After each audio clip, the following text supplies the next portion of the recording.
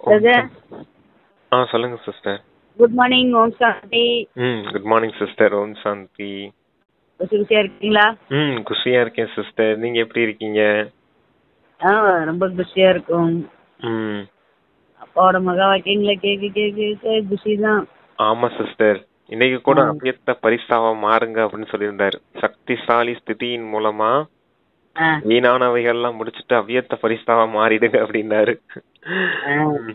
எப்படி வீட்டுல சுவிட்ச ஆன் பண்ணோடனே லைட் எரியுதோ அதே போல உங்களுடைய மனதின் ஸ்திதி, உங்க மனநிலை அப்படி இருக்கணும். மனநிலையில நான் உடல் இல்ல ஆத்மா அப்படிங்கிற அந்த லைட்டை போட்ட உடனேயே உங்களுக்கு சக்திசாலியான ஸ்திதி வந்துடணும். அதன் மூலமா வீணானவைகள் முடிஞ்சிடணும் அப்படின்னு வரதானம் கொடுத்திருந்தாரு. அப்படிப்பட்டவங்களா ஆகணும். சரி, அத வரதானத்துல எல்லாம் டீட்டெயிலா பாக்கலாம்.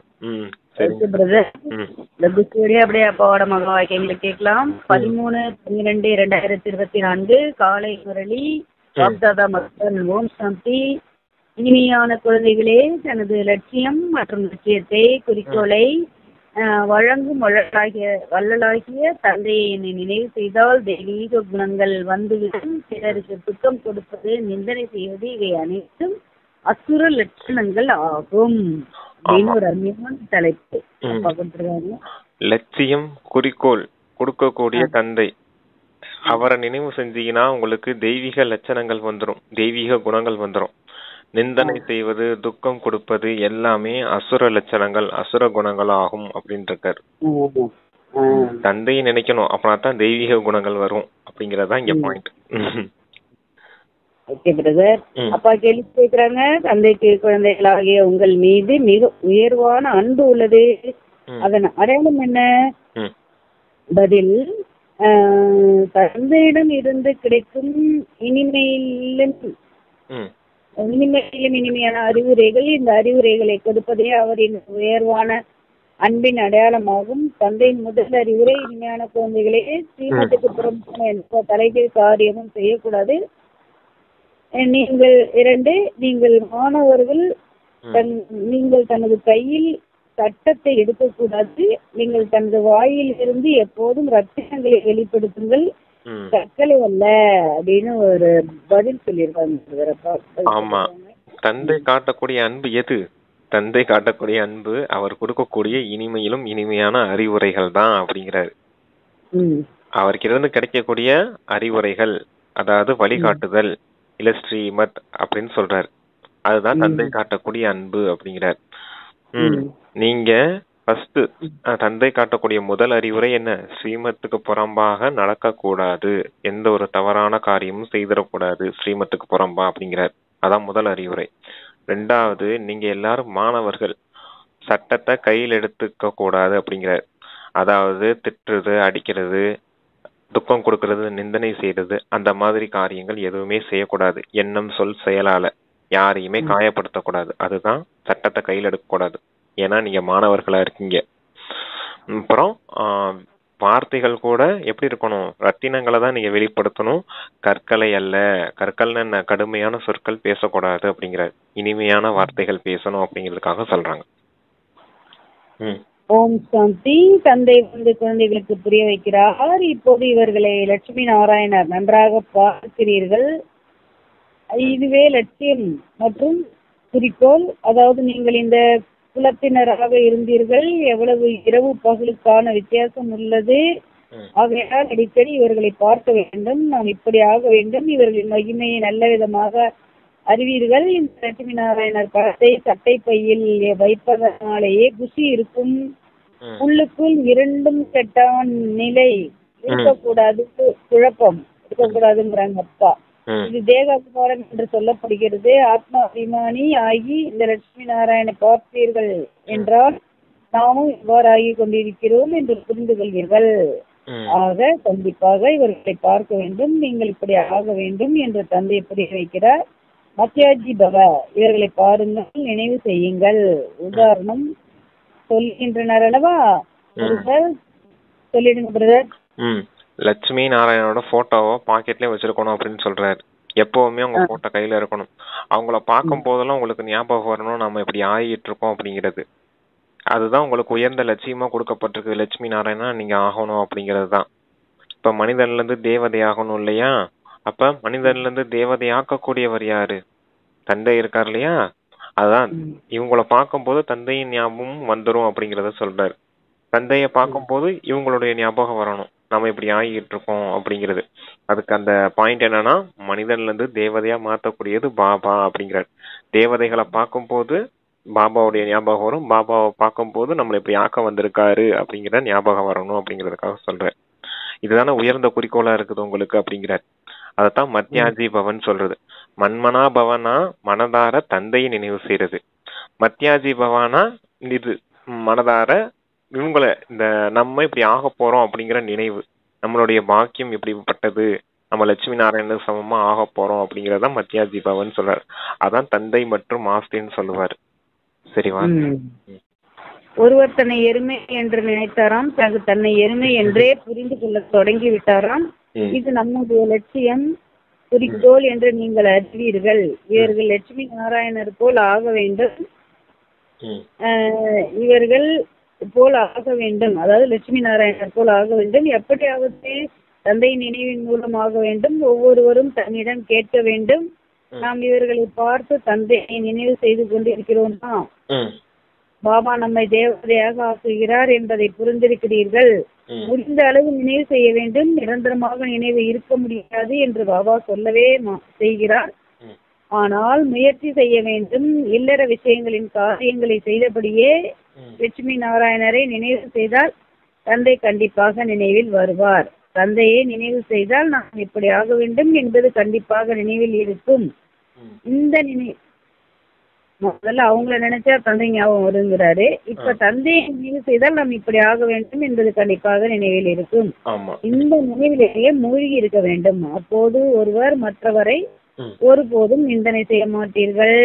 இவர் இப்படி இன்னார் இப்படி யார் இந்த விஷயங்களில் ஈடுபட்டிருக்கின்றனரோ அவர்கள் உயர் பதவியை அடைய முடியாது, அப்படியே இருந்து விடுவார்கள். எவ்வளவு எளிதான முறையில் புரிய வைக்கப்படுகிறது. இவர்களை நினைவு செய்து தந்தையை நினைவு செய்வீர்கள் என்றால் இவர்களை போல ஆகியே தீர்வீர்கள். நீங்கள் இங்கே முன்னால் அமர்ந்திருக்கிறீர்கள். அனைவரும் வீட்டிலும் இந்த லட்சுமி நாராயண படம் கண்டிப்பாக இருக்க வேண்டும். எவ்வளவு துல்லியமாக உணர்த்தும் படம். இவர்களை நினைவு செய்தீர்கள் என்றால் தந்தையின் நினைவு வரும். முழு நாளிலும் மற்ற விஷயங்களுக்கு பதிலாக இதையே சொல்லிக் கொண்டிருங்கள். இன்னார் இப்படி, இதுவா இப்படி, பிறரை நிந்தனை செய்வது இப்படிப்பட்டவர், இரண்டும் கெட்ட நிலையுடையவர் என்று சொல்லப்படுவார்கள். அதாவது பிறரை நிந்தனை செய்வது துக்கம் கொடுப்பது, இப்படிப்பட்டவர் இரண்டும் கெட்டவர் என்று சொல்லப்படுவார். ஆமா, தேக அபிமானத்துக்கு வசமாகி நீங்க இப்படி இந்த மாதிரி இப்படி இவங்க இப்படி இருக்காங்க அவங்க அப்படி இருக்காங்கன்னு குறை சொல்லிக்கிட்டு புரணி பேசிக்கிட்டு இருக்கக்கூடாது அப்படிங்கிறத சொல்றாரு. அடுத்தவங்க நிந்தனை செய்துட்டு துக்கம் கொடுத்துக்கிட்டு பிற சிந்தனையில மூழ்கி நடத்தை கூட தவறா போயிடக்கூடாது அப்படிங்கிறதுக்காக சொல்றாரு. அப்ப இதெல்லாம் செய்தீங்கன்னா தேக அபிமானத்துல இருக்கீங்க, இரண்டு கட்டா நிலை அப்படின்னு சொல்றாரு. அப்படி ஆயிட்டிருக்கீங்க அப்படிங்கறத சொல்றாரு. தேக அபிமானத்துக்கு வசமாகி ஆத்ம அபிமானியாகியும் ஒண்ணு தந்தையை நினைவு செய்யணும். இல்ல ஆத்மாவை நாம இப்ப மனிதனா இருக்கோம், நாளைக்கு நம்ம தேவதையா மாற போறோன்ற அந்த தேவதை அந்த லட்சுமி நாராயண் நினைவுல இருக்கணும் அப்படிங்கிறாரு. இந்த நினைவுல இல்லாம மற்றவர்களை பத்தி சிந்தனை செய்றீங்க, இந்த ரெண்டை தாண்டி மத்ததை பத்தி சிந்தனை செய்றீங்கனாலே புரிஞ்சுக்கலாம் நீங்க ஏதோ தேக அபிமானத்துல இருக்கீங்க அப்படின்னு. தந்தையும் சொல்றாரு, தந்தையை நினைவு செய்யறது ரொம்ப கஷ்டம்தான், இருந்தாலும் எந்த அளவுக்கு முயற்சி செய்யறீங்களோ அந்த அளவுக்கு நல்ல பதவி கிடைக்கும், அதனால நீங்க தந்தைய நிரந்தரமா நினைக்கிறதுக்கு முயற்சி செய்யுங்க அப்படிங்கறத சொல்றாரு. அந்த நினைவு கூட இறுதி நேரத்துலதான் நிரந்தரமா நினைவா இருக்கும். இப்ப அப்ப இடையில கட்டாகத்தான் செய்யும். இல்லற வாழ்க்கையில இருந்து கொண்டே இந்த லட்சுமி நாராயணன் நினைவு செய்யறதுக்கான பழக்கத்தையும் ஏற்படுத்தி வச்சுக்கோங்க அப்படின்னு சொல்றாரு. இருந்தாலும் இந்த தேக அபிமானத்துக்கு வசமாகி இந்த மாதிரி காரியங்கள் செய்துட்டு இருக்கீங்க, அதையும் திருத்திக்கோங்க அப்படின்றது சொல்றாரு. சரிங்க சிஸ்டர், வாசிங்க. நீங்கள் உங்களுடைய புத்தியை தெய்வீகமாக ஆக்க வேண்டும். பிறருக்கு துக்கம் கொடுப்பது, நிந்தனை செய்வது, சஞ்சலப்படுத்துவது இந்த சுபாவம் இருக்கக்கூடாது. இதில் அரை கல்ப காலம் இருந்தீர்கள். இப்போது குழந்தைகளாகி உங்களுக்கு எவ்வளவு இனிமையான அறிவுரை கிடைக்கிறது. இதை விட உயர்ந்த அன்பு வேற ஏதும் கிடையாது. ஸ்ரீமத்திற்கு புறம்பாக வேறு எந்த தலைகள் காரியமும் செய்யக்கூடாது. டிரான்ஸில் ஆழ் தியானம் செல்வது பற்றியும் தந்தை வழி கூறுகிறார். போக் பிரசாதம் மட்டும் அர்ப்பணம் செய்து விட்டு வந்து விடுங்கள், வைகுண்டத்திற்கு செல்லுங்கள், நடனம் ஆடுங்கள் என்று தந்தை சொல்வது இல்லை. வேறு இடங்களுக்கு சென்றால் மாயையின் பிரவேசமாகிவிடும் என்று புரிந்து கொள்ளுங்கள். மாயையின் முதல் காரியம் தூய்மையற்றவராக ஆக்குவது. சட்டத்திற்கு புறம்பான நடத்தையால் மிகவும் நஷ்டம் ஏற்படுகிறது. தன்னை தான் பாதுகாத்துக் கொள்ளவிட்டால் பிறகு கடுமையான தண்டனைகள் அடைய வேண்டி இருக்கும். தந்தையுடன் கூடவே சொல்றீங்களா பிரதர்? இல்ல, லைட்டா மைக்க மறைக்காதீங்க, பக்கத்துல வச்சு பேசுங்க சிஸ்டர். பக்கத்துல வச்சிருக்கனே. புறம்பான தூய்மையற்றவராக ஆகுவது சட்டத்திற்கு புறம்பான நடத்தையால் மிகவும் நஷ்டம் ஏற்படுகிறது. தன்னைத்தான் பாதுகாத்துக் கொள்ளாவிட்டால் பிறகு கடுமையான தண்டனைகள் அடைய வேண்டி இருக்கும். தந்தையுடன் கூடவே தர்மராஜாவும் இருக்கிறார். அவரிடம் எல்லைக்கு அப்பாற்பட்ட கணக்கு வழக்கு உள்ளது. ராவணனின் சிறையில் எவ்வளவு வருடங்கள் தண்டனைகள் அனுபவித்தீர்கள். இந்த உலகத்தில் எவ்வளவு அளவில்லா துக்கம் உள்ளது. மற்ற எல்லா விஷயங்களையும் மறந்து ஒரு தந்தையை நினைவு செய்யுங்கள். மற்ற சந்தேகங்களை மனதில் வெளியேற்றுங்கள். சொல்லுங்க. அது என்னன்னா, அந்த சூட்சும வதனத்துக்கு போறீங்க, போக வைக்கிறீங்க, போக வச்சுட்டு வந்துருங்க, சரியா? மற்றபடி டிரான்ஸ்ல போறேன், வைகுண்டத்துல போறேன், அங்க போய் நடனம் ஆடுறேன், அதை பத்தி சிந்திக்கிறேன், அது மாதிரி எல்லாம் செஞ்சுட்டு இருக்காதீங்க. டிரான்ஸ்ல போய் அப்படியே மூழ்கி போயிடாதீங்க அப்படிங்கறத சொல்றாரு. கண்ட இடத்துக்கு போனீங்கன்னா மாயை பிரவேசமாகும். ஒண்ணு தந்தையை நினைவு செய்யுங்க, ஆஸ்தியை நினைவு செய்யுங்க, சரியா? டிரான்ஸ்ல போய் அப்படியே மூழ்கி போயிடணும் அப்படின்னு நினைக்காதீங்க, அது தவறு அப்படிங்கறத சொல்றாரு. அதான் சொல்றாரு, டக்கு டக்கு டக்கு டக்குன்னு எண்ணங்கள் வருது இல்லையா, அது போல டக்கு டக்கு டக்குன்னு உங்களுக்கு ஸ்திதியும் மாறணும். 5 சொருவ பயிற்சி ஒரு 5 செகண்ட்ல சுத்தி வந்துடணும். அந்த மாதிரி பயிற்சி எல்லாம் செய்யுங்க அப்படின்னு சொல்றாரு. ஒரேதான் போய் அங்க போய் மூழ்கி போயிடும்னு நினைச்சீங்கன்னா அது சரி கிடையாது. அது டிரான்ஸ்ல போயிடுறீங்க அப்படின்னா அந்த பக்கம் போனீங்கன்னா மாயை பிரவேசமாகும். அப்புறமேலு தந்தை கையை விட்டுட்டு போயிடுவீங்க அப்படிங்கறத சொல்றாரு, சரியா? அந்த டிரான்ஸ்ங்கிறது நிரந்தரமா இருக்காது. இன்னைக்கு அனுபவமாகும், நாளைக்கு அனுபவம் ஆகலைன்னா அப்புறம் வருத்தப்படுவீங்க இல்லையா? அதுக்காக அந்த மாதிரி சொல்றாரு. டிரான்ஸ்ல போற காரியம்லாம் வச்சுக்கிடாதீங்க. சூட்சுமவதனத்துக்கு போறீங்கன்னா போக வச்சுட்டு வந்துடுங்க அப்படிங்கிறாரு. சூட்சுமவதனத்துல அங்க என்ன இருக்கு, இது என்ன இருக்கு, அந்த மாதிரி ஆராய்ச்சி எல்லாம் பண்ணிட்டு உங்க புத்தியை நேரத்தை கெடுத்துக்கிட்டு இருக்காதீங்க அப்படின்றத சொல்றாரு. ஞான சிந்தனை செய்தீங்கன்னா உங்க புத்தி ஷார்ப் ஆகும். டிரான்ஸ்ல போனீங்கன்னா புத்தி எப்படி ஷார்ப் ஆகும், உங்களுடைய மனநிலை எப்படி இதாகும் அப்படிங்கறத சொல்றாரு. மனசுக்கு எப்படி வலிமை கிடைக்கும் அப்படிங்கறத சொல்றாரு. தந்தையை நினைவு செய்யும் போது சக்தி கிடைக்கும். டிரான்ஸ்ல போய் உட்காந்தீங்கன்னா எப்படி சக்தி கிடைக்கும்? ஞான சிந்தனை செய்தீங்கன்னா புத்தி ஷார்ப் ஆகும். டிரான்ஸ்ல போய் உட்காந்தீங்கன்னா எப்படி புத்தி ஷார்ப் ஆகும்? மனம் புத்திக்கான என்ன காரியம் கொடுத்திருக்காரோ அந்த காரியத்தை மட்டும் செய்யுங்க அப்படிங்கிறதுக்காக சொல்றாரு அப்பா. சரிங்க சிஸ்டர். ராவணன் வைகுண்ட ரொம்ப நடத்த ஏற்படுகிறது. கடுமையான தண்டனை. தர்மராஜாவும் இருக்கிறார். அந்த தர்மராஜபுரியில தண்டனை கிடைக்கும்னா, அதான் மற்றவர்களுக்கு துக்கம் கொடுத்துட்டு இது பண்ணிட்டு இருந்தீங்கன்னா தர்மராஜரும் தந்தையின் கூடவே இருக்காரு. இறுதி நேரத்துல தண்டனை அடைய வேண்டியதா இருக்கும் அப்படிங்கிறாரு. தவறான கர்மம், பாவ கர்மம் செய்துட்டே இருந்தீங்க அப்படின்னா அப்ப நல்ல கர்மா செய்யுங்க, அப்ப தண்டனை அடையாம போவீங்க அப்படின்னு சொல்றாரு. ராவணன் சிறையில் எவ்வளவு வருடங்கள் தண்டனைகள் அனுபவித்தீர்கள். இந்த உலகத்தில் எவ்வளவு அளவில்லாத துக்கம் உள்ளது. மற்ற எல்லா விஷயங்களையும் மறந்து ஒரு தந்தையை நினைவு செய்யுங்கள். மற்ற சந்தேகங்களை மனதில் இருந்து வெளியேற்றுங்கள். விவாதத்தில் தள்ளிவிடுவது யார்? மாயையின் பூதங்கள். உங்களுடைய லட்சியம், குறிக்கோளே இதுதான். ராஜயோகம் அல்லவா? தந்தையை நினைவு செய்வதன் மூலம் இந்த ஆஸ்தி கிடைக்கும். ஆக இந்த தொழிலில் ஈடுபட வேண்டும். உள்ளுக்குள் இருக்கும் குப்பைகள் அனைத்தையும் நீக்க வேண்டும். மாயையின் தாக்கம் கூட மிகவும் கடுமையானதே, ஆனாலும் அதனை நீக்கிக் கொண்டே இருக்க வேண்டும். முடிந்தவரை நினைவின் யாத்திரையில் இருக்க வேண்டும். இப்போது நிரந்தர நினைவு இருக்க வாய்ப்பு இல்லை. இறுதியில் நிரந்தர நினைவு செய்யும் நிலை வரும்போதுதான் உயர் பதவியை அடைவீர்கள். இறுதியில் நிரந்தர நினைவு செய்யும் நிலை வரும்போதுதான் உயர் பதவியை அடைவீர்கள். ஒருபோதும் உள்ளுக்குள் இரண்டும் கெட்ட நிலை, கெட்ட சிந்தனைகள் இருந்தால் உயர் பதவி கிடைக்காது. மாயையின் வசப்பட்டு தோல்வி அடைகின்றனர். சொல்லுங்க பிரதர். அதான் உங்களுக்கு கெட்ட சிந்தனை, பிறரை பற்றி சிந்தனை, துக்கமான சிந்தனை அதெல்லாம் இருந்துச்சுன்னா உயர்ந்த பதவி அடைய முடியாது. தந்தை நினைவு செய்யணும். தந்தை கொடுக்கக்கூடிய ஆஸ்தியை நினைவு செய்யணும் அப்படின்னு சொன்னாரு. அதுக்கு முன்னாடி என்ன சிஸ்டர் சொன்னாரு? அதாவது நினைவு அந்த ராவணனுடைய சிறையில நீங்க அதிகமா துக்கம் அனுபவிச்சுட்டே வந்திருக்கீங்க, போதும் நீங்க ராவணன் சிறையில துக்கம் அனுபவிச்சது. அப்ப உங்களை மறுபடியும் விகாரங்கள்ல தள்ளுறதுக்கு இந்த 5 பூதங்கள் தான் காரணமா இருக்குது, மாயின் பூதங்கள் தான் காரணமா இருக்குது. ராவணன் சிறை மொத்தமா துக்கம் பிடிக்கக்கூடியது, இந்த 5 விகாரங்களும் துக்கம் கொடுக்கக்கூடியது உங்களுக்கு. அதுல இருந்து விடுபடுறதுதான் ராஜயோகம் அப்படின்னு சொல்றாரு.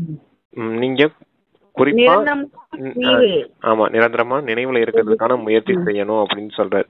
இருந்தாலும் இந்த சமயத்துல நிரந்தரமா நினைவு செய்ய முடியாது, இருந்தாலும் நீங்க நல்ல விதத்துல முயற்சி செய்யணும் அப்படிங்கிறார். இறுதி நேரத்துல கண்டிப்பா நிரந்தர நினைவு யாத்திரையில இருப்பீங்க அப்படிங்கிறார். அதாவது தர்மராஜபுரிக்கு போறதுக்கு முன்னாடி இறுதி நேரம் இருக்கு இல்லையா, விநாச காலத்துல நீங்க நிரந்தர நினைவுல இருக்க முடியும். ஆனா இந்த சமயம் இருக்க முடியாது அப்படிங்கிறார். ஏன்னா இங்க லௌகீக காரியங்கள் இருக்குது, அப்ப நினைவு மறக்கும், கட் ஆகும். அதுக்கெல்லாம் நீங்க கஷ்டப்படக்கூடாது. எப்பெல்லாம் கட் ஆகுதோ மறுபடியும் தந்தையை நினைவு செய்யறதுக்கான அந்த கனெக்ஷன் ஏற்படுத்திக்கிட்டே இருக்கணும் அப்படிங்கிறார். ஏதோ அலௌகீக சிந்தனையிலே இருக்கணும்.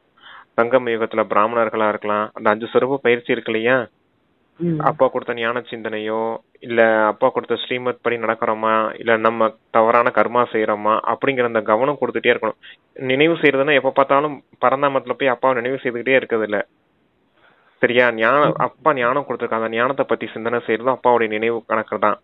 இங்க நம்மளுடைய சீர்திருத்தம் செய்யறோமா, வார்த்தைகள் தப்பா போகுது, வார்த்தைகளை திருத்துறோம், நம்மளே சீர்திருத்திக்கிறோம் இல்லையா, தவறான கர்மா செய்யறோமா இல்ல ஸ்ரீமத் படி நடக்கிறோமா, இதெல்லாம் கவனம் கொடுத்து நம்ம செய்யறோம் பாத்தீங்களா, இதுவும் கூட நினைவு யாத்திரையின் கணக்கு தான். அதான் சங்கம யுகத்துக்குள்ளே வாழுங்க, சங்கம யுகத்துல அப்பா என்ன சொல்லியிருக்காரோ அதுபடி நடக்கிறோமா அப்படின்றத பாத்துக்கோங்க, அது மொத்தமாவே நினைவு யாத்திரை தான் அப்படிங்கிறார். சரிங்க சிஸ்டர். உங்க வாய்ஸ் கொஞ்சம் கம்மியா இருக்கு, அவ்வளவுதானா? இப்ப கேக்குதா சிஸ்டர்? இருங்க நான் படிக்கிறேன், அதுக்கப்புறம் நீங்க சொல்றேன். குழந்தைக்கு அழுக்கான காரியம் செய்து தோல்வியை அடையாதீர்கள் என்று தந்தை புரிய வைக்கிறார். நிந்தனை முதலானவை செய்து உங்களின் கதி மிகவும் கெட்டதாக ஆகிவிட்டது. இப்போது சப்ததி ஏற்படும் சமயத்தில் கெட்ட காரியம் செய்யாதீர்கள். பாபா பார்க்கிறார், மாயை கழுத்து வரை விழுங்கிவிட்டது, தெரிவதே இல்லை. நாம் மிகவும் நன்றாக நடந்து கொண்டிருக்கிறோம் என்று நாம் புரிந்து கொள்கின்றனர். நன்றாக நடந்து கொண்டிருக்கிறோம் என்று தாம் புரிந்து கொள்கின்றனர். ஆனால் அப்படி எதுவும் இல்லை. மனம் சொல் செயலால் வாயில் இருந்து ரத்தினங்கள் தான் வெளிப்பட வேண்டும். அழுக்கான பேச்சு பேசுவது கல் போன்றவர் ஆவர். இப்போது நீங்கள் கல்லில் இருந்து தங்கமாக ஆகி கொண்டிருக்கிறீர்கள். வாயில் இருந்து ஒருபோதும் கற்கள் வெளிப்படக்கூடாது. பாபா புரிய வைக்க வேண்டியுள்ளது. குழந்தைகளுக்கு புரிய வைப்பது தந்தையின் உரிமையாகும். சகோதரனுக்கு எச்சரிக்கை கொடுப்பார் என்பது அல்ல. அதாவது ஆசிரியரின் கடமை அறிவுரை கொடுப்பது. அவர் எது வேண்டுமானாலும் சொல்லலாம். மாணவர்கள் சட்டத்தை கையில் எடுக்கக்கூடாது. நீங்கள் மாணவர்கள் அல்லவா, தந்தையை புரிய வைக்க முடியும். மற்றபடி ஒரு தந்தையை நினைவு செய்யுங்கள் என்பது தந்தையின் வழியாகும். உங்களின் அதிர்ஷ்டம் இப்போது தொடங்கியுள்ளது. இல்ல சொல்றேன் சிஸ்டர். ஃபர்ஸ்ட் நான் ஏதோ பாயிண்ட் விட்டுட்டேன் சிஸ்டர். சரி, உங்களுடைய அதிர்ஷ்டத்தை கெடுத்துக்க கூடாதுன்னு சொல்றாரு இதுல. அதாவது இந்த தவறான கர்மா தான் செய்துட்டு ஏதாவது தப்பா செய்துட்டு உங்களுடைய அதிர்ஷ்டத்தை கெடுத்துக்கிடாதீங்க. நீங்க உயர்ந்த பதவி அடையணும், சத்தியுகத்துல உயர்ந்த பதவி அடையணும். இப்ப தவறான கர்மா செய்தீங்கன்னா கீழான பதவியில அடைய வேண்டியது இருக்கும். அதனால உங்களுடைய அதிர்ஷ்டத்தை கெடுத்துக்கிடாதீங்க அப்படின்றாரு. அதுக்கு முன்னாடி அதாவது நாம் மிகவும் நன்றாக நடந்து கொண்டிருக்கிறோம் என்று தனக்கு தானே. அதுதான் சிஸ்டர் முக்கியம். நமக்கு அது மாயையும் சர்வ சக்திவானா இருக்குது, உங்களை கழுத்து வரைக்கும் முழுங்கிருச்சு அப்படிங்கறத சொல்றாரு. புதக்குழி இருக்குதுன்னா சிஸ்டர், உள்ள முங்கிட்டோன்னு எப்படி இருக்கும், அது உடம்பு சேரு ஃபுல்லா போய் கழுத்து வரைக்கும் போயிருச்சு, சரியா? இப்ப அது வரைக்கும் முழுங்கிருச்சு. ஆனா நமக்கு நாமளே நினைச்சுக்கிறோம் நம்ம நல்லா புருஷார்த்தம் பண்றோம், நம்மளுடைய நடத்தை நல்லா இருக்குது அப்படின்னு. ஆனா பார்க்கும்போது தெரிஞ்சு போயிடுது இவங்க நடத்தை சரியில்லை அப்படின்றது. அந்த அகங்காரம் இருக்கும் இல்லையா, நமக்கு எல்லாம் புரிஞ்சு போச்சு, எல்லாம் தெரிஞ்சு போச்சு, இனி என்ன இருக்குது அப்படிங்கறது அந்த அகங்காரம் இருக்கும் போது அதான் மாயை கழுத்து வரைக்கும் முழுங்கி போயிருது. ஆனா நடத்தை தவறா இருக்குது, கடுமையான வார்த்தைகள் பேசுறாங்க அப்படின்னா தந்தையை நினைவு செய்யல, அதனாலதான் கடுமையான வார்த்தைகள் வெளிவருது. தந்தையை நினைவு செய்யல, அதனால தவறான கர்மா செய்துட்டு இருக்காங்க. பேச்சுல சுத்தம் இல்ல, கற்களை வெளிப்படுத்துறாங்க அப்படின்னாலே என்ன அர்த்தம்? தந்தையின் நினைவு இல்ல, தங்களுடைய பிற சிந்தனை பற்றி தங்களுடைய சுய சிந்தனையிலும் இல்ல, பிறரை பற்றி சிந்தனை செய்துட்டு மற்றவர்களே பார்த்துட்டு மற்றவர்கள் குறையே பார்த்துக்கிட்டு இருக்கீங்க. அதனால தானே மற்றவர்களுக்கு துக்கம் கொடுக்குறீங்க அப்படிங்கறத சொல்றாரு. நான் உயர்ந்தவன், நீங்க தாழ்ந்தவர்கள் அப்படிங்கிற பார்வையில பாக்குறீங்க. ஆத்மா சகோதர சகோதரன்ற பார்வை இல்லாம பாக்குறீங்க, அதனாலதான் இப்படி ஆயிடுது அப்படிங்கறத சொல்றாரு. அப்புறம் சகோதரன் எச்சரிக்கை கொடுக்க மாட்டாங்க, ஆசிரியர் தான் எச்சரிக்கை கொடுப்பாரு. அதான் எச்சரிக்கை கொடுக்கறாருன்னா பரமாத்மா தான் உங்களுக்கு எச்சரிக்கை கொடுக்கறாரு, ஸ்ரீமத் கொடுக்கறாரு. அதாவது இந்த சகோதரனான இந்த தாதா இருக்கார் இல்லையா, அவர் கொடுக்கறது இல்ல அப்படிங்கிறதுக்காக சொல்றாரு. ஏன்னா தேக அபிமானம் இருக்கும் போது பிரம்ம பாபா பாக்குறவங்க இவர் தான் ஏதோ சொல்லிக்கிட்டு இருக்காரு, இவர் சொல்றதெல்லாம் நம்ம எதுக்கு கேட்கணும் அப்படிங்கிற மாதிரி ஆயிடும் இல்லையா. அதனால சொல்றாரு பாபா, அது உங்களுக்கு அறிவுரை கொடுக்கறது இல்ல, சிவபாபா தான் உங்களுக்கு அறிவுரை கொடுக்கறாரு அப்படிங்கறத சொல்றாரு. ஆசிரியர் தான் கொடுக்கறாரு அப்படிங்கிறார். ஏன்னா நீங்க மாணவர்களா இருக்கீங்க, உங்களுடைய சட்டத்தை கையில் எடுத்துக்க கூடாதுன்னு சொன்னார் இல்லையா. சட்டத்தை கையில் எடுக்க கூடாதுன்னா என்ன அர்த்தம்? அடுத்தவங்களை அடிக்கிறது, பேசுறது. ஆமா, அதுதான் அதிர்ஷ்டம் தொடங்கியுள்ளது. ஸ்ரீமத் படி நடக்காவிட்டால் உங்கள் அதிர்ஷ்டம் கெட்டு போகும். பிறகு பச்சாதாபப்பட வேண்டும். தந்தையின் ஸ்ரீமத் படி நடக்காவிட்டால் ஒன்று தண்டனைகள் அனுபவிக்க வேண்டி இருக்கும், மற்றொன்று பதவியும் குறைந்துவிடும். பிறவி பிறவிகளுக்கு கல்ப கல்பத்திற்கான பந்தயமாகவும் தந்தை கற்பிக்கிறார் எனும்போது பாபா நமது ஆசிரியர் என்பது புத்தியில் வர வேண்டும். தன்னை ஆத்மா என புரிந்து கொள்ளுங்கள் என்ற புதிய ஞானம் அவரிடம் என்ன கிடைக்கிறது. ஆத்மாக்கள் மற்றும் பரமாத்மாவின் சந்திப்பு என கூறப்படுகிறது அல்லவா. 5000 வருடங்கள் கழித்து சந்தித்துள்ளனர். இதில் எவ்வளவு வேண்டுமோ அவ்வளவு ஆசை எடுக்க முடியும். இல்லாவிட்டால் மிக மிக பச்சாதாபப்படுவீர்கள், அழுவீர்கள். அனைத்தும் சாட்சியாக தெரியும். பள்ளியில் குழந்தைகள் வகுப்பு மாறும்போது பின்னால் அமர்ந்திருப்பவர்களை அனைவரும் பார்ப்பார்கள்.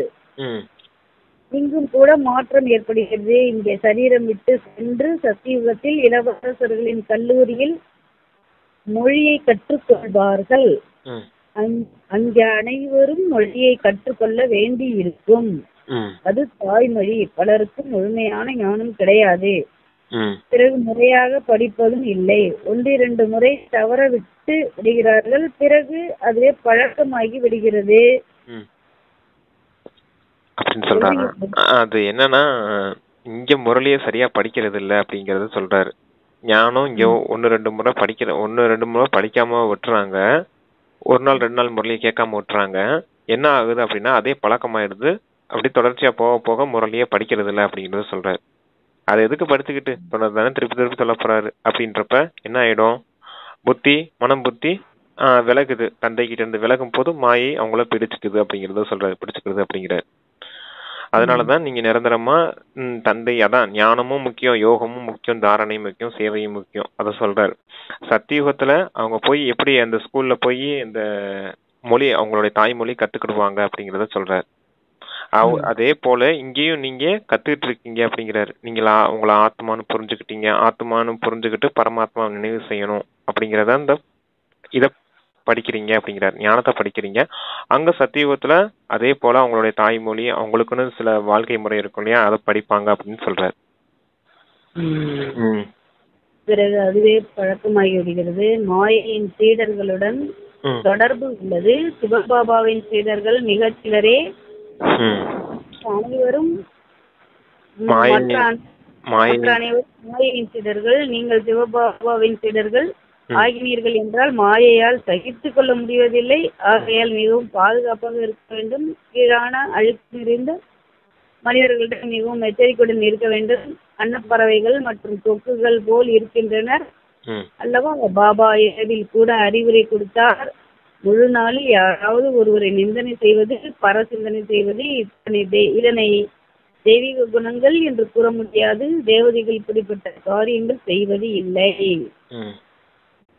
அதான் அன்னப்பறவை கொக்கு உதாரணம் சொல்றாரு. அன்னப்பறவைங்கிறது நாமல, கொக்குன்றது மற்றவர்கள், அதாவது மற்ற அந்நிய ஆத்மாக்கள், இல்ல அந்த யஜ்யத்துல இருந்துகிட்டே தவறான கர்மங்கள் செய்யறவங்கள அப்படின்னு சொல்றாரு அப்பா.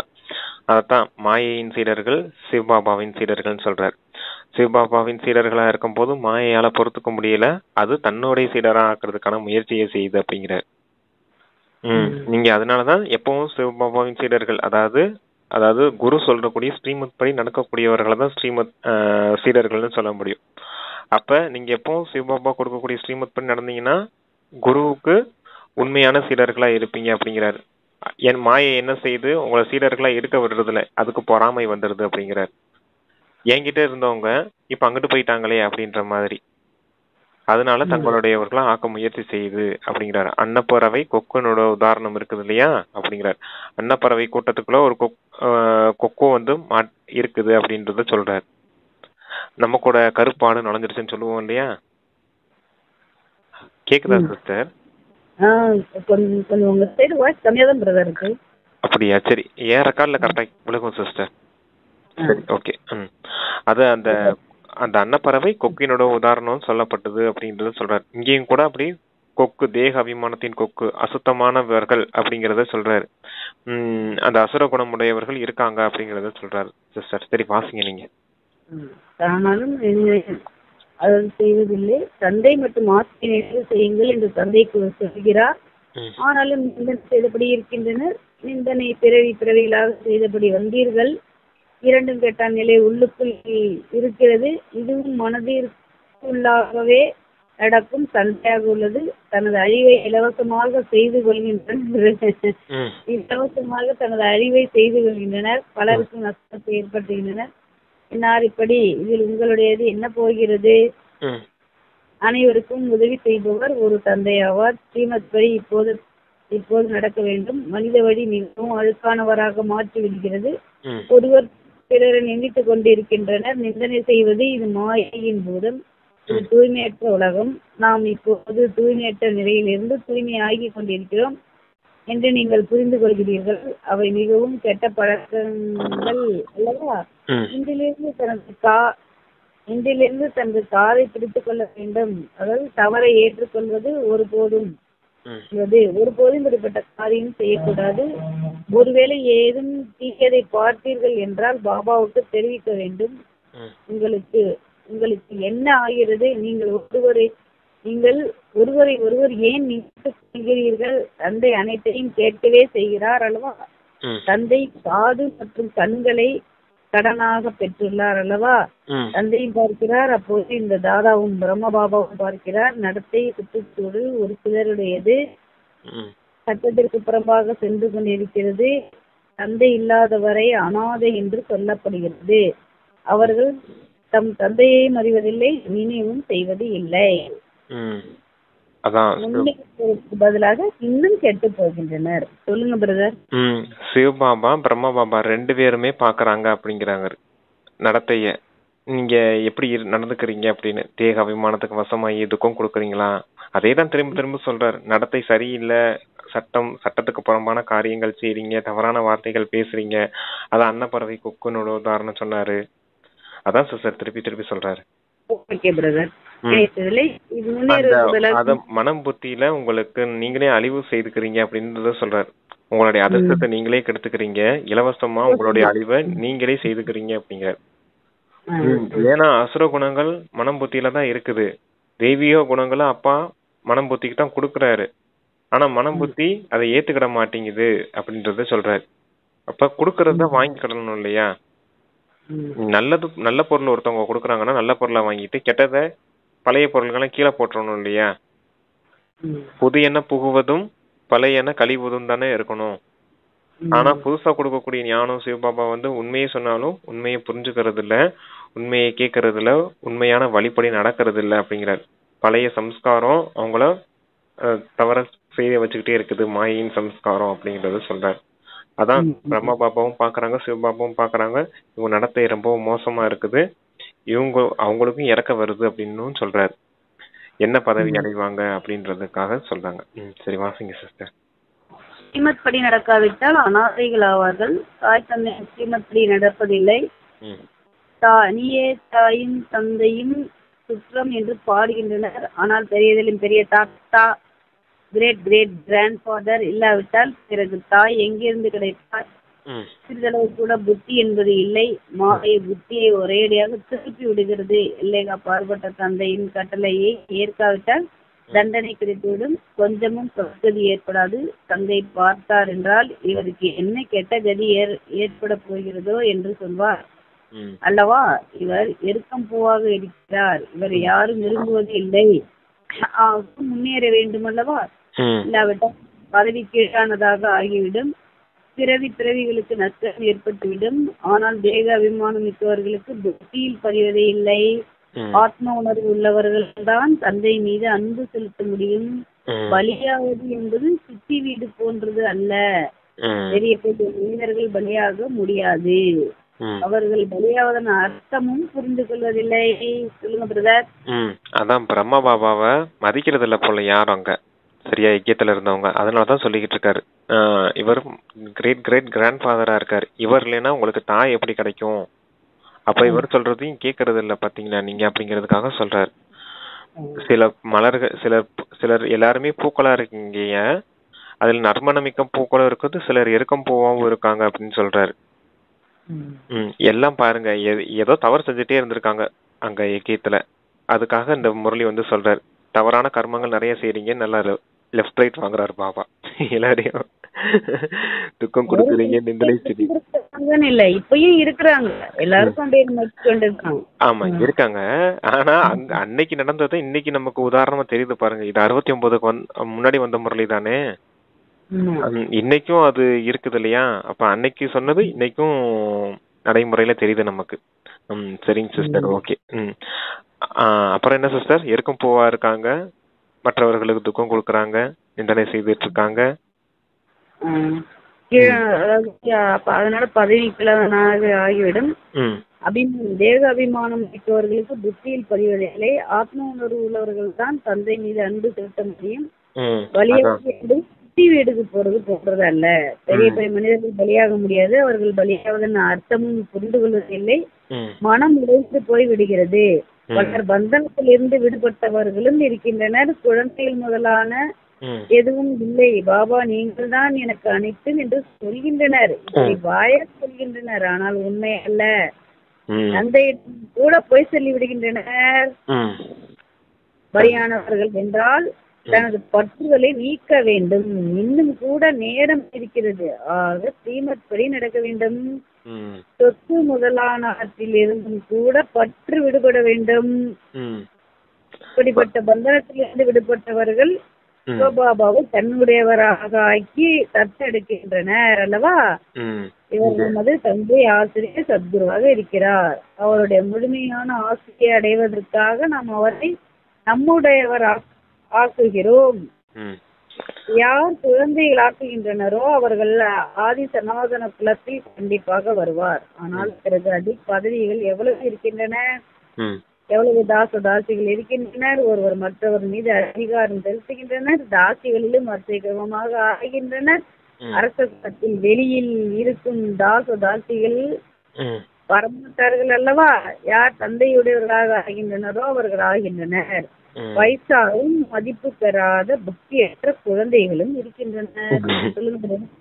அந்த உங்களுக்கு பலியாவது அப்படின்னால என்னன்னு சொல்றாரு, பற்றுதலை நீக்குவது. பலியாவதற்கான அர்த்தமே புரிஞ்சுக்கிறது இல்ல. செல்வந்தர்கள் பலியாவதுன்னா இறப்பது, மொத்தமா சொத்த புறம் கொடுத்துறது அப்படிங்கறத நினைச்சுக்கிட்டு இருக்காங்க. உடல் மனம் பணம் எல்லாத்தையும் அர்ப்பணம் பண்ணுங்க அப்படின்னு தானே அப்பா சொல்லுவாரு. உடலை அர்ப்பணம் பண்றதுன்னா இறந்து போயிடுறதா, மனசு அர்ப்பணம் பண்றதுன்னா மனசுல எந்த ஒரு விஷயமும் சிந்தனையும் இல்லாம இருக்கிறதா அப்படிங்கிறது. பணத்தை கொடுக்கறதுன்னா பணத்தை மொத்தமா சண்டர் பண்ணிட்டு இங்கே வந்து செட்டில் ஆயிருதா அப்படின்னு நினைச்சுக்கிறாங்க. அப்படி கிடையாது. உடல் மனம் பணம் எல்லாத்துல இருக்கக்கூடிய பற்றுதலை நீக்குங்க அப்படின்றாரு. பற்றுதல்னா என்னது, இதெல்லாம் என்னுடையதுன்னு பிடிச்சு வச்சிருக்கோம். அது எதுவுமே என்னுடையது இல்ல, எல்லாமே பாபாவுடையது. பாபா எல்லாம் உன்னுடையது அப்படிங்கிறது கொடுக்கறது, அந்த பற்றுதலை நீக்கிறது. ட்ரஸ்டியா இருந்து இதுக்கெல்லாம் நான் பாதுகாப்பா பாத்துக்கிட்டு இருக்கேன், அவ்வளவுதான். எல்லாமே சிவபாபாவுடையது அப்படின்னா என்ன அர்த்தம், சிவபாபாவுக்கு ஆஸ்தி ரூபத்துல தன்னுடைய மகனா தேர்ந்தெடுத்து தன்னுடைய பணம் எல்லாத்தையும் தந்தையின் பேர்ல எழுதி வைக்கிறாங்க அப்படிங்கறது மாதிரி தானே அர்த்தம். எதுவுமே என்னது இல்ல பாபா, எல்லாமே உன்னுடையது, உன்னுடைய சொத்து அப்படின்னு சொல்லும் போது என்ன ஆயிடுது, தந்தைய தன்னுடையவரை ஆக்கிக்கிட்டாங்க இல்லையா. தன்னுடைய ஆசையப்புறம் தந்தையின் பேர்ல எழுதுனது மாதிரி தானே அப்படிங்கறத சொல்றாரு. அதான் தந்தைய தன்னுடைய மகனா தத்தெடுத்துக்கிட்டு ஆஸ்தியப்புறம் எழுதி வைக்கிறீங்க அப்படின்னு சொல்றாரு. அது என்னுடைய இதுங்கிற பற்றுதலை நீக்கினாலே போதும். அதுவே நம்ம தந்தைக்கு எழுதின ஆஸ்தி போல அப்படின்னு சொல்றாரு. புரியுதுங்களா சிஸ்டர் அது என்னன்னு? அப்படின்னு சொல்றாரு. அந்த பற்றுதலை மட்டும் நீக்கிடுங்க போதும், உங்களுக்கு 21 பிறவி சொர்க்கத்தில ஆஸ்தி கிடைக்கும் அப்படின்னு சொல்றாரு. அங்கேயும் கூட வரிசை கிரமம் இருக்குது. தாசதாசியர்கள் இருப்பாங்க, ராஜா ராணிகள் இருப்பாங்க, பிரஜைகள் இருப்பாங்க.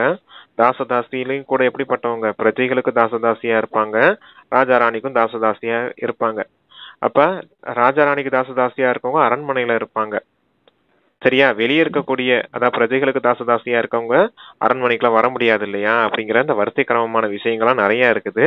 அதன்படிதான் இங்கேயும் முயற்சி செய்வாங்க, இங்கேயும் அர்ப்பணமாவாங்க அப்படிங்கறத சொல்றாரு. சரி, ஓகே. ஒருவர் மற்றொரு மீது அதிகாரம் செலுத்துகிறாங்க. தாசிகளில் சேர்க்கிறோம். குளத்தில் இருப்பவர்கள் வெளியில் விடமாட்டார்கள்.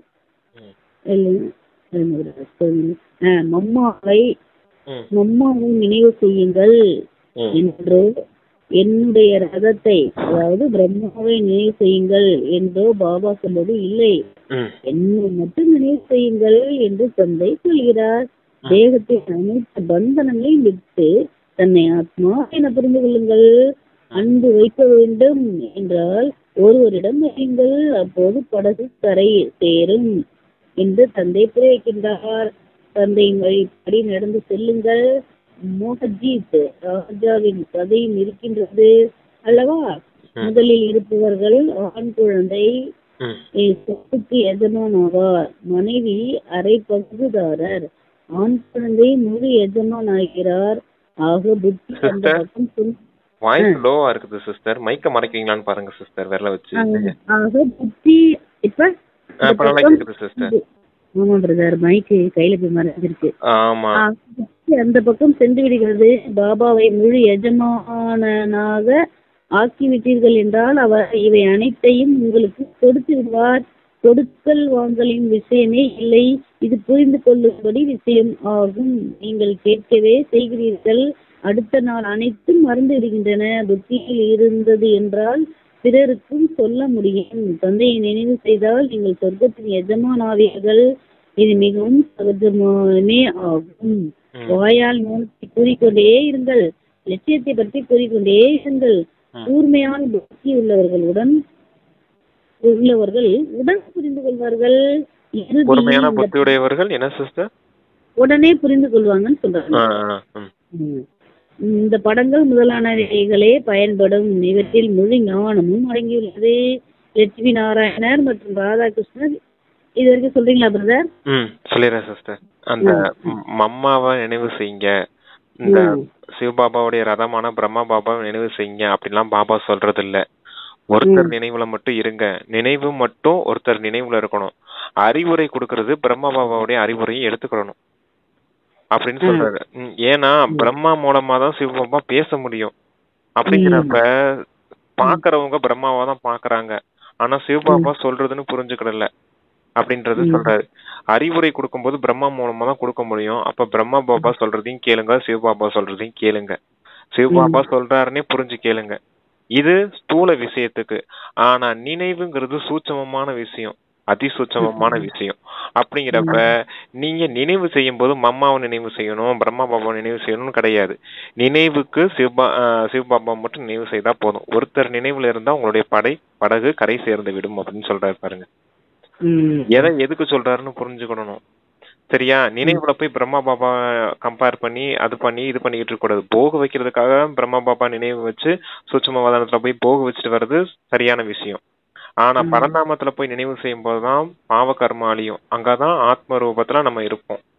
அப்ப அந்த ஆத்ம ரூபம், அந்த ஆத்மஸ்திதி வரும்போதுதான் நமக்குள்ள குணங்களும் சக்திகளும் மூல குணங்கள் ஆக்டிவேட் ஆகும், தூண்டப்படும். அதுக்காக சொல்றாராப்பா, ஒருத்தர் நினைவுல இருந்தீங்கன்னா உங்களுடைய படகு கரை சேர்ந்து விடும் அப்படிங்கிறாரு. ஆனா அறிவுரை கொடுக்கும் போது பிரம்மா பாபாவுடைய அறிவுரையோ மம்மாவுடைய அறிவுரையோ, ஏன்னா அவங்க ஃபாலோ பண்ணி நடக்கிறாங்க, கரெக்டா ஃபாலோ பண்ணி கொடுக்கறதுனால அவங்களுடைய அனுபவம் இருக்கும். அந்த அனுபவத்தை நம்மள கேட்டுக்கிட்டு நம்மளும் அவங்க வழிப்படி நடந்தோம்னா அவங்கள போலவே அவங்க ஆயிடலாம் அப்படின்னு சொல்றாரு. அவங்க நாளைக்கு லட்சுமி நாராயணனா ஆக போறாங்க. அதே போல நீங்களும் அவங்க வம்சத்துல போகணும் இல்லையா? அதுக்காக அவங்களுடைய அறிவுரைகளை ஃபாலோ பண்ணுங்க. ஆனா நினைவு பரமாத்மா கிட்ட மட்டும்தான் இருக்கணும் அப்படின்றாரு. அதான் நீங்க எப்பவுமே வாயில ஞான ரத்தினங்களை மட்டுமே தாரணை செய்யணும். மற்றவர்களுக்கும் சொல்லணும். அதான் கூர்மையான புத்தி உடையவர்கள் புரிஞ்சுக்கிடுவாங்க அப்படின்னு சொல்றாரு. சரி சிஸ்டர். இறுதியில் இந்த படங்கள் முதலானவைகளே பயன்படும். படத்தை மட்டும் நம்ம சொல்ல முடியுன்றாங்க. கட்டில் அடங்கியுள்ளது. லட்சுமி நாராயணர் மற்றும் ராதாகிருஷ்ணர் இவர்களுக்கு உள்ள சம்பந்தம் என்ன, இது யாருக்கும் தெரியாது. லட்சுமி நாராயணர் முதலில் கண்டிப்பாக இளவரசனாக இருப்பார்கள். பிச்சைக்காரனை இருந்து இளவரசன் அல்லவா, பிச்சைக்காரனிலிருந்து ராஜா என்று சொல்வதில்லை. இளவரசனுக்கு பிறகுதான் ராஜா ஆகின்றனர். இது மிகவும் தகுதியாகும். ஆனால் மாயை யாரையாவது பிடித்துக் கொள்கிறது. பிறரை நிந்தனை செய்வது, இழிவுபடுத்துவது இது பலரின் பழக்கமாகும். வேறு வேலை எதுவும் இருப்பது இல்லை. தந்தையை நினைவு செய்ய மாட்டார்கள். ஒருவர் மற்றவரின் நிந்தனை செய்யும் காரியத்தையே செய்து கொண்டிருப்பார்கள். இது மாயையின் பாடம் ஆகும். தந்தையின் பாடமோ மிகவும் நேரடியானது. பிற்காலத்தில் இந்த சன்னியாசி முதலானவர்கள் விழித்துக் கொள்வார்கள். ஞானம் இந்த பிரம்மகுமார் குமாரிகளிடம் உள்ளது என்று சொல்வார்கள். குமாரிகள் தூய்மையாக இருப்பார்கள்.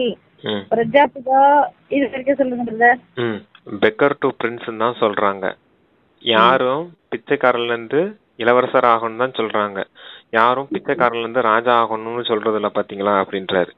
அப்புறம் என்ன அர்த்தம்? கிருஷ்ணனும் ராதையும் இளவரசர்களா இருப்பாங்க, அப்புறமேல் தான் ராஜா ராணி ஆவாங்க அப்படிங்கறத சொல்றாரு. இப்ப நீங்க எப்படி இருக்கீங்க? பிச்சைக்காரர்களா இருக்கீங்க. நாளைக்கு நீங்க தான் பிரின்ஸா மாற போறீங்க. இளவரசர்களா மாறி அப்புறமேல் தான் ராஜாவாவீங்க அப்படின்னு சொல்றாரு. அதுதான் பெக்கர் டு பிரின்ஸ்ல சொன்னாரு. அடுத்து இந்த சன்னியாசிகள் குருமார்கள் எல்லாருமே பிரம்மகுமாரிகள் கிட்டதான் உண்மையான ஞானம் இருக்குது, அவங்கதான் தூய்மையானவர்களா இருக்காங்க அப்படின்ட்டு இறுதி நேரத்துல புரிஞ்சுக்கிட்டு உங்ககிட்ட வருவாங்க அப்படின்னு சொல்றாரு. அதான் சொல்லுவார் இல்லையா, சன்னியாசிகள் எல்லாருமே தாய்மார்களின் காலில் விழுவாங்க. நாங்க தூய்மையா இருக்கணும்ன்றதுக்காண்டி குடும்பம், மனைவி, குழந்தைகளெல்லாம் விட்டுட்டு பற்றுதல் இருக்கக்கூடாது. மனைவி மீது கூட இருந்தோம்னா எங்களெல்லாம் காம விகாரத்தை விட முடியாதுன்னு தான் நாங்க காட்டுக்கு போயிட்டோம். ஆனா நீங்க இல்லறத்துல இருந்துமே காம விகாரத்தை விட்டு பற்றுதலை விட்டுட்டு தூய்மையாவே வாழ்ந்திருக்கீங்க அப்படின்னு உங்க காலில் வந்து விழுவாங்கன்னு சொன்னார் இல்லையா. அதான் இறுதி நேரத்துல எல்லாரும் புரிஞ்சுக்கிடுவாங்க, சன்னியாசிகள் குருமார்கள் எல்லாருமே அப்படின்றத சொல்றாரு. பிரஜாபிதா பிரம்மாவின் குழந்தைகள், நமக்கு ஒருபோதும் கெட்ட சிந்தனைகள் வரக்கூடாது. பலருக்கு இப்போதும் கூட கெட்ட சிந்தனைகள் வருகின்றன. பிறகு இதற்கு உண்டான தண்டனையையும் மிகவும் கடுமையானதாக இருக்கும். தந்தை நிறையவே புரிய வைக்கிறார். ஒருவேளை உங்களின் கெட்ட நடத்தையை பார்த்தால் இங்கே இருக்க முடியாது. சிறிது தண்டனையும் கொடுக்கப்படும். தகுதியை இழந்து விடுகிறார்கள், தந்தையை ஏமாற்றுகிறார்கள். ஆக தந்தையை நினைவு செய்ய முடியாது. நிலை அனைத்தும் தாழ்ந்து போய்விடும். நிலை தாழ்வதே தண்டனையாகும். ஸ்ரீமத்படி நடக்காததால் தனது பதவியை கீழானதாக்கி விடுகின்றனர். தந்தையின் வழிகளின் படி நடக்காததால் இன்னமும் கூட பூதங்களின் பிரவேசமாகிறது. மிகவும் கடுமையான தண்டனை இப்போதே தொடங்கி விடக் கூடாதே என்று பாபாவுக்கு அவ்வப்போது சிந்தனை வருகிறது. தண்டனைகளும் கூட மிகவும் மறைமுகமானதாக இருக்கும் அல்லவா. ஒரு மூணு நிலை வந்துவிடக்கூடாது. பலர் விழுகின்றனர், தண்டனைகளை அனுபவிக்கின்றனர். தந்தையோ அனைத்தும் சைகை மூலம் புரிய வைத்தபடி இருக்கிறார். தனது அதிர்ஷ்டத்தின் மீது நிறைய கோடுகள் போட்டு குறைத்து கொண்டு விடுகின்றனர். ஆகையால் தந்தை எச்சரித்தபடி இருக்கிறார். இப்போது தவறு செய்யக்கூடிய சமயம் இல்லை. தன்னை சுதாரித்துக் கொள்ளுங்கள். இறுதி நிமிடம் வருவதில் அதிக தாமதம் ஆகாது, நல்லது அப்படின்னு முரளி நிறைவு பண்ணிருக்காங்க. ஒரு 30 தடவையா சொல்லிருப்பாரு சிஸ்டர், நிந்தனை செய்றீங்க, நிந்தனை செய்றீங்க, நிந்தனை செய்றீங்க. சரியா? தூக்கம் கொடுக்குறீங்க, இழிவு செய்றீங்க அப்படின்னு. சரியா? அப்ப இத்தனை தடவை சொல்லியிருக்காருன்னா அத்தனை தடவை நம்ம கவனம் கொடுத்துட்டே இருக்கணும். அப்பா வாயை திறந்து இத்தனை தடவை சொல்லியிருக்காரு பாருங்க ஒரே முறையில. அப்ப எல்லாத்துலயும் கவனம் இருக்கணும் அப்படிங்கிறாரு. தவறான சிந்தனை, தவறான நடத்தை, இதெல்லாம் பார்த்தா தந்தை இங்க இருக்க முடியாது உங்களால அப்படிங்கிற எக்கியத்துக்குள்ள இருக்க முடியாது. மாயைக்கு வசமாயி வெளியே போயிடுவீங்க அப்படிங்கறத சொல்றாரு. தண்டனையும் கிடைக்கும், தங்களுடைய அதிர்ஷ்டத்துக்கு தாங்களே கோடும் போட்டுக்கிறீங்க அப்படிங்கிறாரு. அப்ப எவ்வளவு மோசமானது விகாரம் அப்படின்றதையும் புரிஞ்சுக்கணும். இவ்வளவு எச்சரிக்கையோட சொல்றாரு. நம்ம எல்லாம் பார்த்துதான் சொல்றாரு. எவ்வளவு மோசமா இருக்குது நமக்கு பாக்குறோம்ல சிஸ்டர் வெளியிலயும்.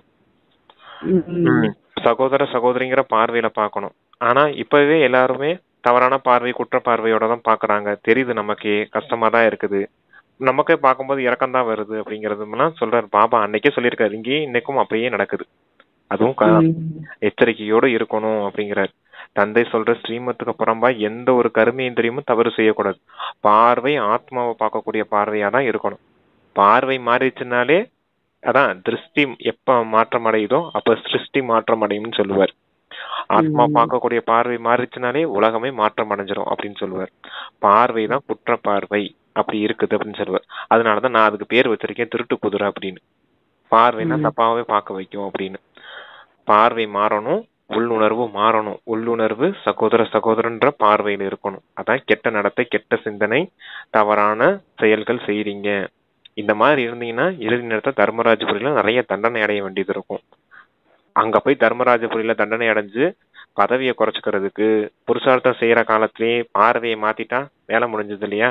தண்டனை அடையாம உயர்ந்த பதவி அடையலாம் இல்லையா? உள்ளுணர்வு சகோதரன் ஆத்மா அப்படிங்கிற உள்ளுணர்வு இருந்துச்சுன்னா அவங்க மீது சுபபாவனை சுப காமனை வச்சீங்கன்னா எவ்வளவு பாக்கியம் உண்டாகும். இல்ல உள்ளுணர்வுல தவறான சிந்தனை, தவறான நடத்தை வச்சிருந்தீங்கன்னா என்ன ஆகும்? தர்மராஜபுரியில தண்டனை கிடைக்கும், பதவியை குறையணும். அதான் உங்களுடைய அதிர்ஷ்டத்துக்கு நீங்களே கோடு போட்டுக்கிறீங்க. இப்பயே தந்தை சொல்ற ஸ்ரீமத் படி ஒவ்வொரு இந்திரியங்களையும் மாத்துங்க, அதனாலதான் சுயராஜ்ய அதிகாரியா மாறுங்க அப்படின்னு சொல்லி வீடியோ போட்டிருந்தோம். சரி, இறுதி சமயம் வருவதில் தாமதம் ஏற்படாது. சொல்லிடுங்க பிரதர். அதான் இறுதி நேரத்துல இப்ப நினைச்சா உடனே வந்தாலும் வந்ததுதான். இப்ப உட்காந்து கிளாஸ் பண்ணிட்டு இருக்கோம், டக்குன்னு வந்துச்சுன்னா என்ன செய்ய முடியும்? ஒண்ணும் செய்ய முடியாது, முடிஞ்சு போச்சு, அவ்வளவுதான். புருஷார்த்தம் கட்டாச்சு, எல்லாமே போயிடுச்சு. அப்ப இந்த நேரத்துல என்னத்தை சேமிச்சு வச்சிருக்குமா? மிகவும் கடுமையான தண்டனை இப்பொழுதே தொடங்கி விடக் கூடாதே என்று பாபாவுக்கு அவ்வப்போது சிந்தனை வருகிறது. தண்டனையும் கூட மிகவும் மறைமுகமானதாக இருக்கும். கடுமையான வந்து விடக்கூடாது. பலர் விழுகின்றனர், தண்டனைகளை அனுபவிக்கின்றனர். அது சொல்லுங்க. அதான் தண்டனை கூட மோசமானதா இருக்கும், மறைமுகமா இருக்கும். உள்ளுக்குள்ளே பச்சாதாபம் ஏற்படும் இல்லையா? நம்ம தவறு செய்துட்டோம், அப்படி ஆயிட்டோம் அப்படின்னு. அங்க தர்மராஜபுரிக்கு போனாலும் அங்கேயும் தண்டனை அப்படித்தான் இருக்கும். சில நொடிகளுக்கான தண்டனை தான் இருக்கும். இருந்தாலும் இந்த தண்டனையா நான் யுக யுகமா அனுபவிக்கிறேன் அப்படிங்கறது மாதிரி அனுபவிக்க வேண்டியது இருக்குமா அப்படி சொல்லுவார் அப்பா. ஏன்னா மற்ற அஞ்ஞானி ஆத்மாக்களுக்கு தெரியாது டிராமா திரும்பி ரிப்பீட் ஆகும் அப்படின்னு தெரியாது. ஆனா பிராமண ஆத்மாக்களுக்கு தெரியும் இல்லையா டிராமா ரிப்பீட் ஆகுது அப்படின்னு. இப்ப இந்த கல்பத்துல நான் தோல்வி அடைஞ்சிட்டேன்னா இப்ப நான் கல்பமா தோல்வி அடைஞ்சுதான் போய்கிட்டு இருக்கேனா அப்படின்றது குற்றம் உணர்ச்சி இருக்கும் இல்லையா? அதான் தர்மராஜபுரில மிக பச்சாதாபப்படுவீங்க, ரத்த கண்ணீர் வடிப்பீங்க எல்லாம் சொல்லுவார் அப்பா. அப்படிலாம் தண்டனை அடைகிறதுக்கு இங்கேயே புருஷார்த்தம் பண்ணி உங்களுடைய இந்திரியங்களை திருத்திக்கலாம் இல்லையா? தந்தை வழிப்படி உங்களுடைய ஞானத்தையும் குணத்தையும் சக்தியும் பெருக்கிட்டீங்கன்னா எவ்வளவு உயர்ந்த பதவி, செல்வம், சொர்க்கத்துல எவ்வளவு உயர்ந்த பதவி அடைவீங்க.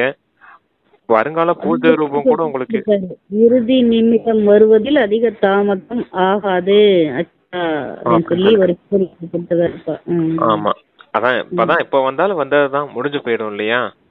அப்ப இந்த நேரத்துக்கு நீங்க என்ன சேமிச்சு வச்சிருக்கீங்க? உங்ககிட்ட குணம் நிறைய இருக்குதா, சக்தி நிறைய இருக்குதா, ஞான சொரூபமா ஆயிட்டீங்களா? இப்போ உடனே விநாசம் வந்துச்சுன்னா என்ன ஆகும்? ஒன்னும் செய்ய முடியாது. இருக்கிறத வச்சுக்கிட்டு ஏதோ கொஞ்சம் புண்ணியத்தை சேர்த்து வச்சிருக்கீங்களா, அதுக்கேற்ற மாதிரி திரேதாயுகத்துல கடைசி பிறவி 2 பிறவி 3 பிறவியே வந்துட்டு போவீங்க. அதுக்காகத்தான் சேமிச்சுக்கிட்டு இருக்கீங்களா அப்படின்னு கேட்கிறாரு. நல்ல உயர்ந்த பதவி, மொத்தமா 21 பிறவியின் ஆஸ்தி, 2500 வருஷம் முழுக்க சொர்க்கத்திலேயே இருக்கக்கூடிய வாக்கியம் கொடுத்துருக்கேன். ஆனா கடைசி ஒரு 100 வருஷம் 200 வருஷம் மட்டும் சொர்க்கத்துல போய் வாழணும்னு நினைக்கிறீங்களா அப்படிங்கிறது தான் விஷயம். அப்படி 100 வருஷம் 200 வருஷம் வாழ்றவங்களுக்கு துவாபர யுகத்துல இருந்து என்ன பூஜை நடக்கும்? சும்மா சாதாரண பூஜை நடக்கும்.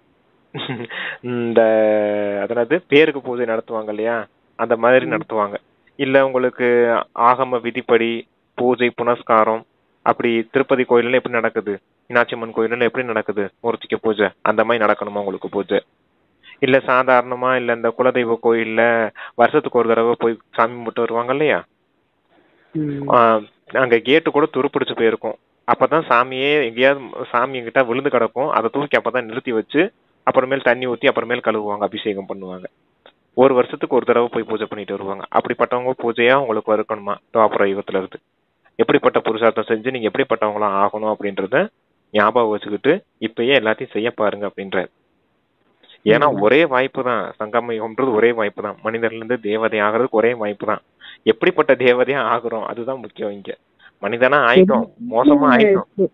அதான் தெரியாம செஞ்ச தவறுகள் எல்லாம் தெரிஞ்சே நல்லது செஞ்சு அதை அழிச்சு எடுத்துட்டோ அப்படிங்கிறது. ஆமா செஞ்சு இப்ப தெரிஞ்சே செய்ய நல்லது செய்ய. ஆமா.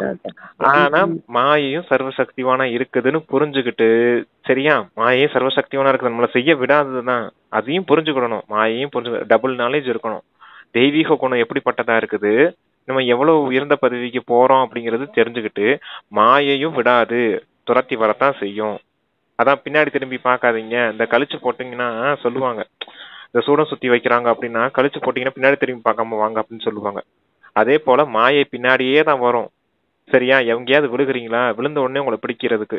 இந்த இப்ப டெம்பிள் ரன் கேம் கூட அப்படி இருக்குதுன்னு நினைக்கிறேன். சப்வே சர்பர்னு அப்படி ஒரு கேம் இருக்குது. ஓடிக்கிட்டே இருப்போம், டெம்பிள் ரன் மாதிரி ஓடிக்கிட்டே இருப்போம், பின்னாடி மாயை துரத்தி வந்துகிட்டே இருக்கும். அந்த கழுகோ இல்ல பின்னாடி ஏதோ ஒரு மனுஷனை துரத்தி வந்துகிட்டே இருப்பான். நம்ம கீழே விழுந்துட்டோம்னா நம்மளை போய் பிடிச்சிட்டு போயிடுவான். அதே போலதான் இங்க ஏதாவது தவறான நடத்தையில விகாரத்துல விழுந்து ஏதாவது கெடுத்துக்கிட்டீங்க அப்படின்னா பின்னாடி வந்து மாயை உங்களை தூக்கிட்டு போயிடுவான் அப்படின்னு சொல்றாரு அப்பா. உங்க லட்சியம் எப்படிப்பட்ட லட்சியமா இருக்குது, லட்சுமி நாராயணன் உயர்ந்த பதவிக்கான லட்சியமா இருக்குது. அப்ப அந்த உயர்ந்த லட்சியத்தை குறிக்கோளை முன்னாடி வச்சு முன்னேறி போய்கிட்டே இருங்க அப்படின்னு சொல்றாரு. பின்னாடி திரும்பி பார்க்காதீங்க அப்படிங்கிறார்.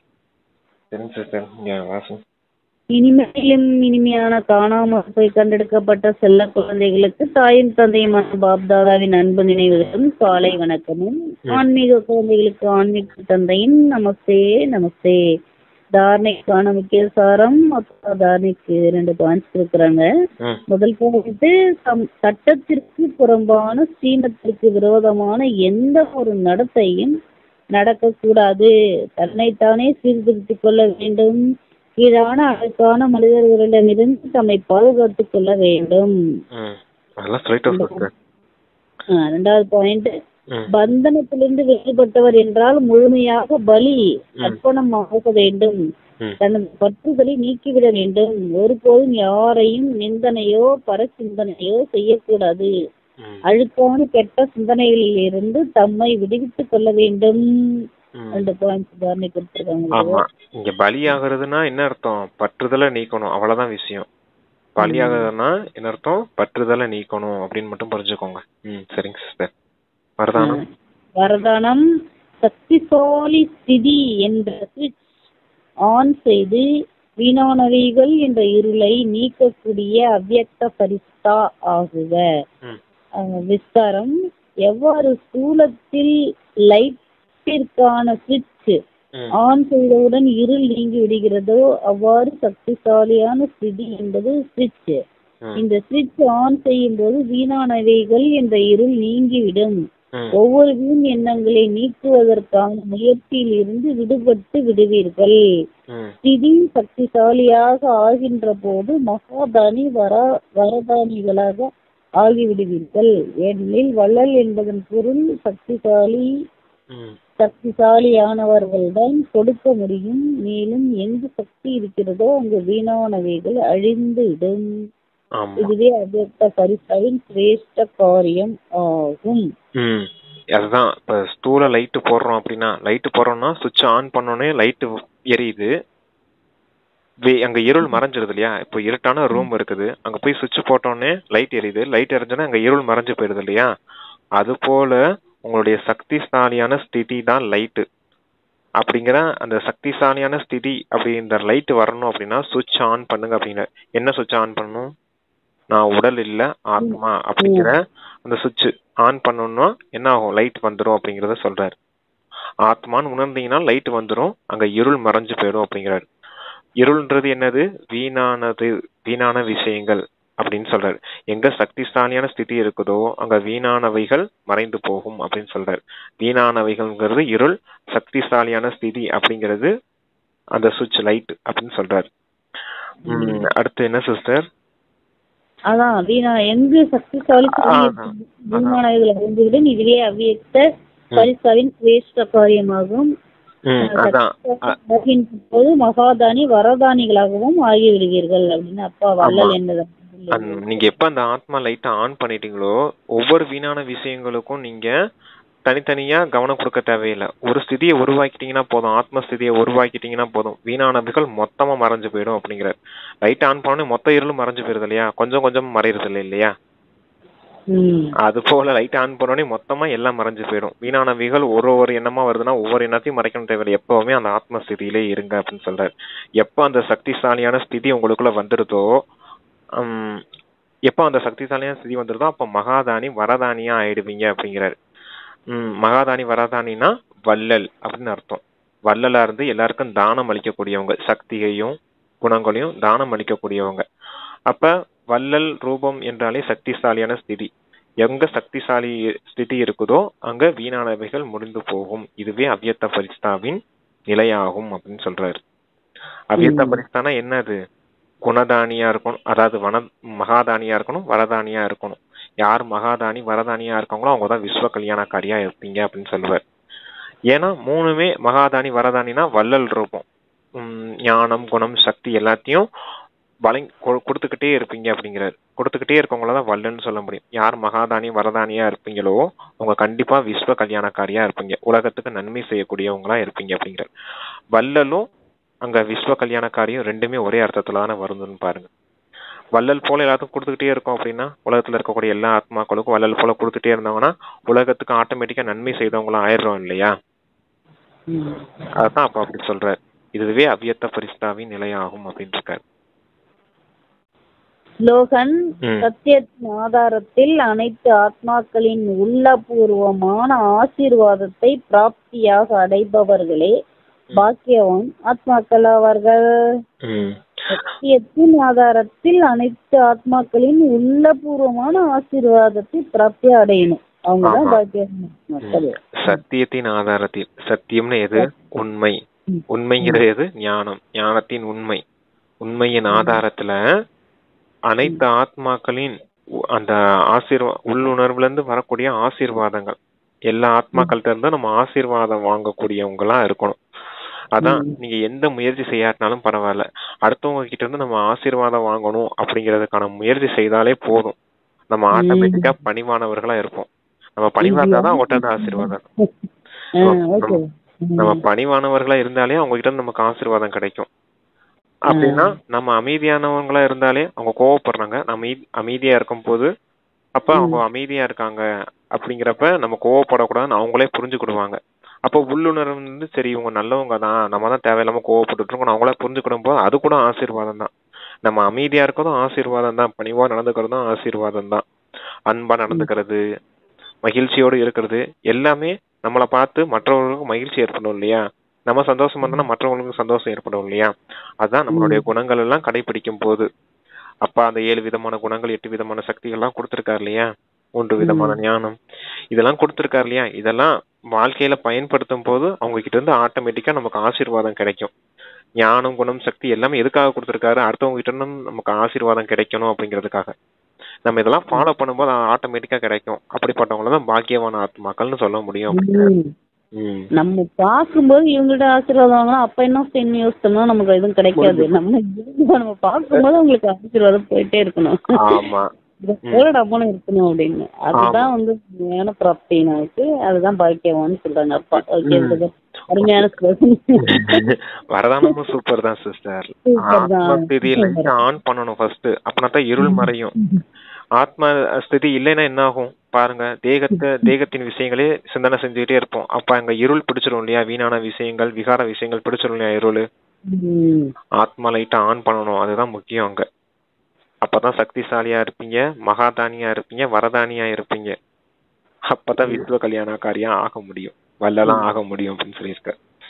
நம்மள போட்டாலே இவங்க யார ஃபாலோ பண்றாங்க, யாரையோ ஃபாலோ பண்றாங்க, நல்லா இருக்காங்கிற மாதிரி ஒரு நமக்கு வந்து லேர்னா அவங்களுக்கு வந்து ஒரு வைப்ரேஷன் போனாலே அதுவே நமக்கு தெரிய வச்சிருவாங்க. ஆமா, அதான் நம்மளப்ப அதான் சிம்பிளா இருங்க சாம்பிளா இருங்கன்னு சொல்லுவாரு. நீங்க மத்தவங்களுக்கு ஒரு ரோல் மாடலா இருங்க அப்படின்னு சொல்லுவாரு. நம்மள பார்த்தா இவங்கள போல நானும் ஆகணும்ன்றது அடுத்தவங்களுக்கு நம்ம ரோல் மாடல் ஆயிட்டோம் இல்லையா? சோப் கேஸ்ல வச்சிருக்க சோப் பீஸ் ஆகுங்க அப்படின்னு சொல்லுவாரு. நம்மள பார்க்கும் போதே நம்மள எடுத்துக்கிடணும் அப்படிங்கிற ஆசை வரணும் உங்களுக்கு. எடுத்துக்கணும்னா எப்படி எடுத்துக்கணும்? நம்மளுடைய குணங்கள் சக்திகளை எடுத்துக்கணும்ன்ற ஆசை வரணும் உங்களுக்கு. அதுதான் ரோல் மாடலா ஆகுங்கன்னு சொல்ற. சரிங்க சிஸ்டர், ஓகே, தேங்க்யூ. 1 hour ஆயிடுச்சு பிரதர் இன்னைக்கு. ஆமா சிஸ்டர், பெரிய முரளி தான். எப்ப எத்தனை நிந்தனை, எத்தனை துக்கம். அவன் மாத்தி மாத்தி சொல்லிட்டே இருந்தாரு. கரெக்டா அதுபடி நம்ம ஃபாலோ பண்ணி நடக்கணும். சரிங்க சிஸ்டர். ஓகே பிரதர், பாபாவுக்கு நன்றி. Om Shanti brother. Thank you sister. Om Shanti. Thank you பாப்பா.